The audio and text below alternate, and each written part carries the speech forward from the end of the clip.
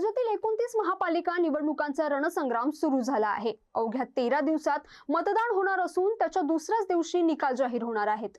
निवडणुका जाहीर होताच राजकीय हालचालींना वेग आला असून उमेदवार याद्या, वाटाघाटी आणि सीट शेअरिंगची जोरदार चर्चा सुरू आहे। बहुतेक पक्षांचे उमेदवारी अर्ज भरले गेले आहेत। कागदपत्रांची छाननी ही पूर्ण झाली असून आज उमेदवारी अर्ज मागे घेण्याचा शेवटचा दिवस होता। अनेक ठिकाणी बंडखोरीचं चित्र दिसत असून नाराज उमेदवारांना शांत करण्यासाठी नेत्यांची धावपळ दिसत होती।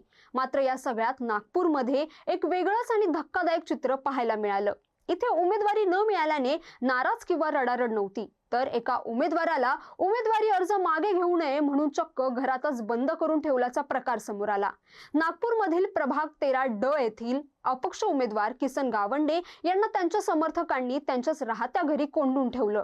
एवढंच नव्हे तर घराला बाहेरून कुलूप लावून तुम्हीच आमचे उमेदवार आहात, अर्ज मागे घ्यायचा नाही अशी ठाम भूमिका यावेळी कार्यकर्त्यांनी घेतली। किसन गावंडे हे भाजपचे संभाव्य उमेदवार होते, मात्र पक्षाने शेवटच्या क्षणी 2 उमेदवारांना एबी फॉर्म दिल्यानंतर गावंडे यांना अर्ज मागे घेण्यास सांगण्यात आले।